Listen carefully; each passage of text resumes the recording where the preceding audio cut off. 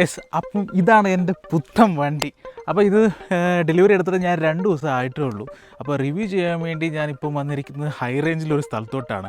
ചുറ്റും വനപ്രദേശമാണ്. ഞാനിപ്പോൾ ഒരു അറക്കത്തിലാണ് വണ്ടി സ്റ്റാൻഡിട്ട് ഞാൻ നിർത്തിയിരിക്കുന്നത്. റോഡിൻ്റെ നടുക്കാണ് ഇരിക്കുന്നത്.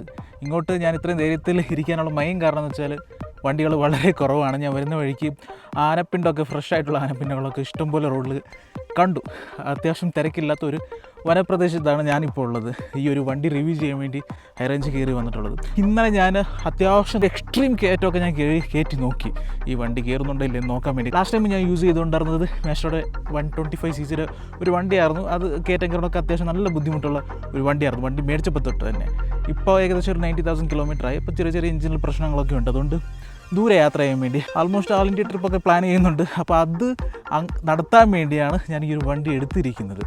പക്ഷേ ഒരു ബൈക്കൊക്കെ ഞാൻ നോക്കിയായിരുന്നു. പക്ഷേ ബൈക്കൊക്കെ ഒന്ന് മൊത്തത്തിലൊരു ലഗേജ് വെക്കാനുള്ള സെറ്റപ്പൊക്കെ ചെയ്ത് വരുമ്പോൾ നല്ലൊരു കോസ്റ്റ് ആവാനുള്ള സാധ്യതയുണ്ട്. അപ്പോൾ ഇതാണെങ്കിൽ ഇഷ്ടംപോലെ നമുക്ക് ലഗേജ് ക്യാരി ചെയ്യാൻ പറ്റും. അപ്പോൾ ഞാനിപ്പോൾ മേടിച്ചിരിക്കുന്നത് ഹോണ്ട ഡിയുടെ 125cc എക്സ് എഡിഷനാണ്. ലാസ്റ്റ് ഫെബ്രുവരി, അതായത് ഈ വർഷം തന്നെ ഫെബ്രുവരി മാസത്തിൽ റിലീസായ ഒരു മോഡലാണ്. പ്രത്യേകിച്ചൊന്നുമില്ല, അട്രാക്റ്റീവ് ഒരു കളർ തീമായിരുന്നു. അതുകൊണ്ടാണ് ഞാൻ ഈ ഒരു വണ്ടി സെലക്ട് ചെയ്തിരിക്കുന്നത്, എക്സ് എഡിഷൻ എന്ന് പറഞ്ഞ ഈ ഒരു മോഡൽ. ഞാൻ ഹോണ്ട ഡിയോ എന്നെ സെലക്ട് ചെയ്യാനുള്ള മെയിൻ കാരണം എന്ന് പറയുമ്പം ആ ഒരു കമ്പനിയാണ്. ഹോണ്ട എന്നൊരു കമ്പനീൻ്റെ മുകളിലുള്ള വിശ്വാസമാണ്. ഞാൻ വേറെ ഒന്നും നോക്കുന്നില്ല, എൻജിൻ പരമായിട്ട് മാത്രമാണ് ഞാൻ നോക്കുന്നത്. അത്യാവശ്യം ദൂരെയൊക്കെ യാത്ര ചെയ്യാൻ ഉള്ളതുകൊണ്ട് തന്നെ റോഡിൻ്റെ നടുക്ക് പണി തരുത്, അത്രത്തോളം ഉള്ളൂ എൻ്റെ ആഗ്രഹങ്ങളൊക്കെ. പിന്നെ അധികമായിട്ട് വലിയ കംഫർട്ടൊന്നും ആവശ്യമില്ല. പക്ഷേ അത്യാവശ്യം കംഫർട്ടായിട്ടുള്ള റൈഡിങ് പൊസിഷനാണ് ഈ ഒരു വണ്ടിയിലുള്ളത്. അതുപോലെ തന്നെ ഈ ഒരു കളർ തീം എന്ന് പറയുന്നിടത്ത് കുറച്ചൊരു ബ്ലൂയിഷ് ആയിട്ട്, നമുക്ക് ക്യാമറയിലൂടെ കാണുന്നിടത്ത് ബ്ലാക്ക് ആയിട്ടാണ് കാണുന്നത്. പിന്നെ ഒരു ഹാഷ് കളറുണ്ട് ഇവിടെ ഈ ഒരു ഭാഗത്തായിട്ട്. അതുപോലെ തന്നെ ഒരു എക്സിഡേഷൻ എന്ന് പറഞ്ഞിട്ട് 125cc എന്ന് പറഞ്ഞിട്ടൊരു സ്റ്റിക്കറിങ് കാണാം. കുറച്ച് റെഡിഷ് ആയിട്ടുള്ള റെഡും ബ്ലൂവും ഹാഷ് കളറും മിക്സഡ് ആയിട്ടുള്ളൊരു തീമാണ്. ഹോണ്ട ഡിയോ 125 2 വേരിയൻ്റാണ് ഉള്ളത് മെയിനായിട്ട്. അതിലൊന്ന് എച്ച് സ്മാർട്ടാണ്, അത് കീലെസ് ആണ്. രണ്ടാമത്തെ ഒരു ബേസ് വേരിയൻ്റാണ്. ഈ ഒരു വണ്ടിയുടെ ഓൺ റോഡ് പ്രൈസ് വന്നിരിക്കുന്നത് എനിക്ക് ഏകദേശം ഒരു 1,13,000 സംതിങ് ആണ്. അപ്പം ആ ഒരു ബേസ് വേരിയൻറ്റും ഈ ഒരു വേരിയൻറ്റും തമ്മിൽ ഏകദേശം ഒരു 1,000 റുപ്പീസിൻ്റെ ഡിഫറൻസേ ഉള്ളൂ. 1,500 റുപ്പീസിൻ്റെ ഡിഫറൻസേ ഉള്ളൂ. പിന്നെ ഇതൊരു എക്സ് എഡിഷൻ ആയതുകൊണ്ട് ഈ ഒരു കളർ തീം ഈ ഒരു വണ്ടിയിൽ മാത്രമേ ഉള്ളൂ. എക്സ് എഡിഷൻ്റെ ഒരു സെപ്പറേറ്റ് ഒരു കളർ തീമാണ്. ഈ ഒരു കളർ തീം എന്തായാലും എനിക്ക് ഇഷ്ടപ്പെട്ടു. അപ്പോൾ ഇതിൻ്റെ ഫ്യൂവൽ കപ്പാസിറ്റി ഏകദേശം 5 ലിറ്ററാണ് വരുന്നത്. അപ്പോൾ ദൂരെ യാത്ര ചെയ്യുന്ന നേരത്ത് എന്തായാലും ഒരു ജെറിക്കാൻ ക്യാരി ചെയ്യേണ്ടി വരും. അപ്പോൾ ഇതുവരെയായിട്ട് എനിക്ക് നമ്പർ പ്ലേറ്റ് സംഭവങ്ങളും ഒന്നും റെഡി ആയിട്ടില്ല, ഇൻഷുറൻസ് പോലും റെഡി ആയിട്ടില്ല. അതുകൊണ്ട് അധിക ദൂരം ഒന്ന് യാത്ര ചെയ്യാൻ കുറച്ച് നാളത്തേന് പറ്റത്തില്ല. ഇതൊക്കെ ഒന്ന് റെഡി ആയ ശേഷം ഒരു ഫസ്റ്റ് സർവീസ് ഏകദേശം ഒരു 750 കിലോമീറ്ററിലാണ്. അതൊക്കെ കഴിഞ്ഞ ശേഷം നമുക്ക് വണ്ടി ഒന്ന് ചെറിയ രീതിയിലൊക്കെ മാറ്റങ്ങൾ വരുത്തി ഒരു യാത്രയ്ക്ക് പറ്റിയൊരു വണ്ടിയായിട്ട് ബാക്കി കാര്യങ്ങളൊക്കെ നമുക്ക് എന്തായാലും ഇവിടെ നിന്ന് വണ്ടി എടുത്ത് ഓടിച്ച് സംസാരിക്കാം. കാരണം ഇപ്പം കുറച്ച് വണ്ടികൾ അങ്ങോട്ടും ഇങ്ങോട്ടൊക്കെ പോയി തുടങ്ങിയിട്ടുണ്ട്. ഇപ്പോൾ 2-3 വണ്ടിയായി ഞാൻ വണ്ടി എടുത്ത് മാറ്റുന്നു, ക്യാമറ എടുത്ത് മാറ്റുന്നു. അപ്പോൾ കുറച്ച് നമുക്ക് വണ്ടി ഓടിച്ചിട്ട് ബാക്കി കാര്യങ്ങൾ സംസാരിക്കാം. ഓക്കെ, നമുക്ക് ഫ്യൂൽ സ്റ്റേഷൻ വരെ പോകാനുള്ളതില്ലേ? 100 കിലോമീറ്റർ റേഞ്ച് കാണിക്കുന്നുണ്ട്. ഇപ്പോൾ ഒരു കയറ്റാണ് ഞാൻ കയറിക്കൊണ്ടിരിക്കുന്നത്. ഫ്രണ്ടിൽ ഈ ഒരു പോർഷനിലായിട്ട് നമുക്കൊരു ഗ്ലോ ബോക്സിൻ്റെ ഒരു സെറ്റപ്പ് ഉണ്ട്. പക്ഷേ അത് കുറച്ച് ക്ലോസ് ചെയ്യാൻ പറ്റാവുന്ന രീതിയിൽ എന്തെങ്കിലും അടപ്പ് സംഭവങ്ങളൊക്കെ എന്തെങ്കിലും കൊടുക്കുമായിരുന്നെങ്കിൽ നല്ലതായിരുന്നു. ഇവിടെ കണ്ടില്ലേ ആനപ്പിണ്ടൊക്കെ റോട്ടിൽ തന്നെ കിടക്കുന്നത്. ഞാൻ ആക്ച്വലി NX 200 എന്ന് പറഞ്ഞിട്ട് ഹോണ്ടയുടെ ആ ഒരു ഹോർണറ്റിൻ്റെ തന്നെ ആ ഒരു എഞ്ചിനുള്ള ആ ഒരു വണ്ടിയില്ലേ, ലാസ്റ്റ് അത് CB 200 ആയിരുന്നു. ഇപ്പോൾ ഒന്ന് റീബ്രാൻഡ് ചെയ്തിട്ട് NX 200 എന്നാക്കി. സെയിം എഞ്ചിനൊക്കെ തന്നെയാണ്, പക്ഷേ കുറച്ച് അതായത് ഡ്യുവൽ ചാനൽ ABS ഒക്കെ വന്നിട്ടുണ്ട്, ചിലപ്പോൾ അറിയാം. പക്ഷേ ആ വണ്ടിയുടെ ലുക്ക് ആ ഒരു പ്രൈസിന് അത് വർത്തല്ലെങ്കിൽ ഏകദേശം ഒരു 2.5 lakhs ഓൺ റോഡ് വരുമെന്ന് തോന്നുന്നു. ആ ഒരു പ്രൈസിന് അത് വർത്ത് പറയാനായിട്ട് ആ ഒരു സെഗ്മെൻറ്റിൽ ഒരുപാട് വണ്ടികളുണ്ട്. സുസുക്കിയുടെ ആണെങ്കിലും ഏകദേശം ആ ഒരു പ്രൈസ് റേഞ്ചിലൊക്കെ വണ്ടികളുണ്ട് വേറെ. പക്ഷേ അതിൻ്റെ ലുക്ക് അത് വല്ലാണ്ടാണ്. അതായത് വേറെ വണ്ടികൾ റോഡിൽ കാണുന്ന നേരത്ത് പെട്ടെന്ന് അതിൻ്റെ റോഡ് പ്രസൻസ് നമ്മളെ അങ്ങോട്ട് അട്രാക്റ്റ് ചെയ്യിപ്പിക്കും. അങ്ങനെ ഞാനത് ടെസ്റ്റ് റൈഡ് ചെയ്തു. അത്യാവശ്യം ഒരു ഇഷ്ടപ്പെട്ട് വണ്ടി.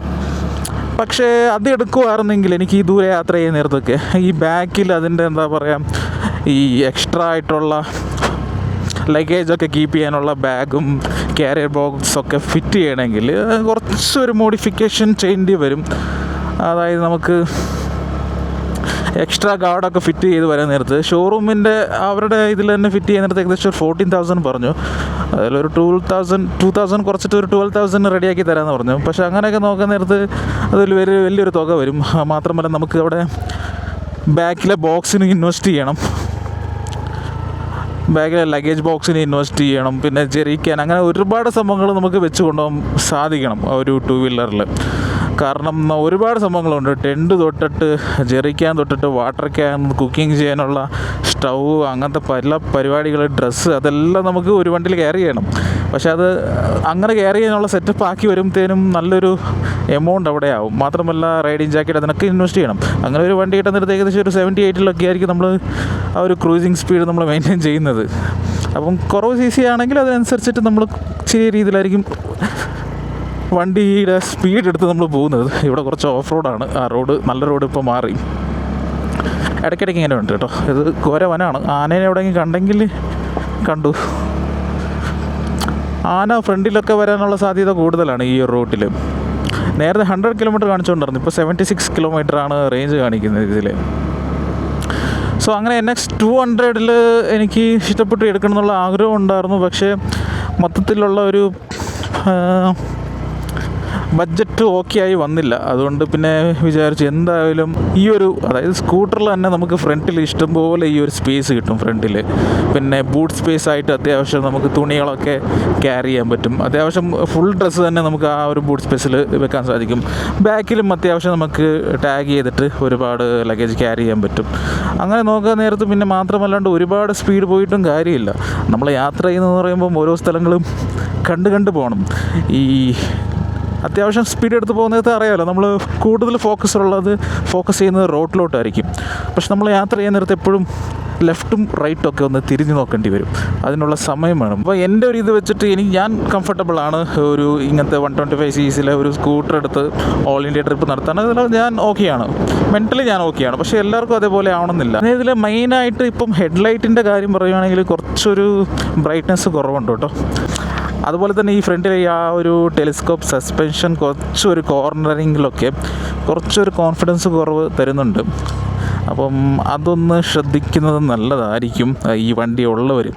കാരണം പെട്ടെന്ന് ഒരു എന്താ പറയുക, വെയ്റ്റ് ബാലൻസിങ് ചെയ്യുന്നത് ഇത് കുറച്ച് കുറവാണ്. ആ ഒരു സസ്പെൻഷൻ നമ്മളിപ്പോൾ കോർണറിങ് ചെയ്യുന്ന നേരത്ത് വെയിറ്റ് ഈക്വലായിട്ട് ബാലൻസ് ചെയ്യണം.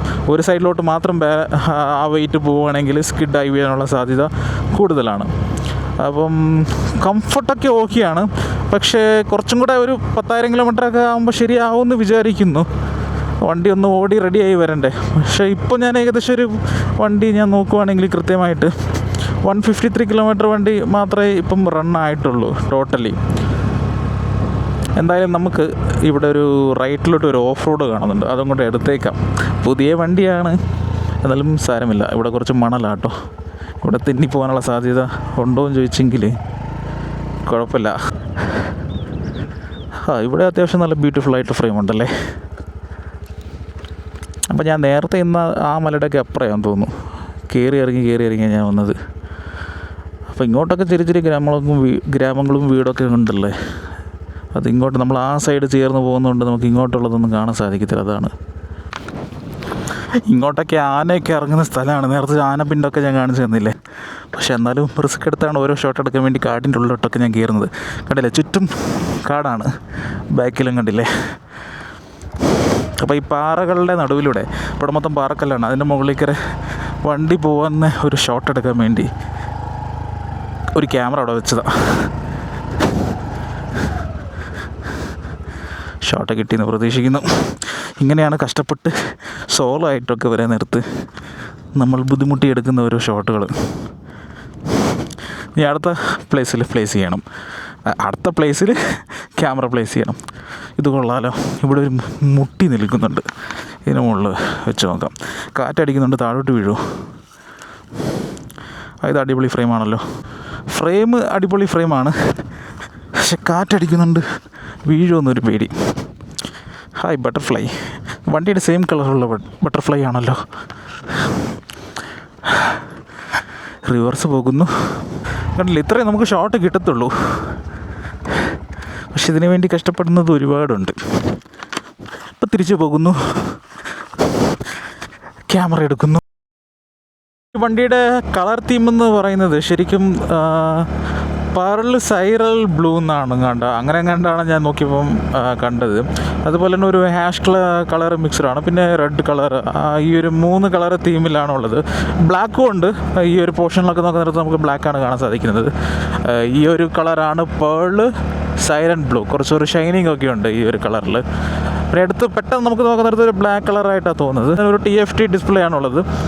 അത്യാവശ്യം വേണ്ടവരുള്ള എല്ലാ സംഭവങ്ങളും ഈ ഒരു ഡിസ്പ്ലേയിലുണ്ട്. അത് മാത്രമല്ലാണ്ട് നമുക്ക് ഈ ഒരു ഇതിൽ നമുക്ക് R2 ബ്രൈറ്റ്നെസ് ഉണ്ട്. നമ്മളിപ്പം ഒരുപാട് വെളിച്ചത്തിലുള്ള ഒരു സ്ഥലത്തോട്ടാണ് ഇപ്പം നമ്മൾ പോകുന്നുണ്ടെങ്കിൽ ബ്രൈറ്റ്നെസ് കുറച്ച് ഓട്ടോമാറ്റിക്കായിട്ട് കൂടുതലായിട്ട് തന്നെ വരും. പിന്നെ ഓട്ടോമാറ്റിക്കലി നൈറ്റ് ആവാൻ നേരത്ത് ഇരുട്ടിയ ശേഷം ഓട്ടോമാറ്റിക്കായി ഡാർക്ക് മോഡിലോട്ട് വരും. അതെന്തായാലും ഓട്ടോമാറ്റിക്കായിട്ട് സെറ്റ് ചെയ്യാം, മാനുവൽ വേണമെങ്കിലും സെറ്റ് ചെയ്യാം. അപ്പോൾ ഇത് അത്യാവശ്യം നല്ലൊരു ഫീച്ചറായിട്ട് ആണ് എനിക്ക് തോന്നുന്നത്. എൻ്റെ നല്ല വെയിലായി തുടങ്ങി, എന്തായാലും താഴെ ചെല്ലുന്ന നേരത്ത് നല്ല കട്ടയ്ക്ക് ചൂടായിരിക്കും. അപ്പോൾ ഇത്രയേ ഉള്ളൂ. അപ്പം ഡീറ്റെയിൽ ആയിട്ടുള്ള ഇനി വീഡിയോ ഒക്കെ യാത്രയും സംഭവങ്ങളൊക്കെ ഇനി എന്താ പറയുക ഇപ്പോൾ പറയാൻ സാധിക്കത്തില്ല. വണ്ടി കുറച്ചും കൂടെ ഓടട്ടെ. അപ്പോൾ ഓക്കെ, നമുക്ക് വീണ്ടും കാണാം.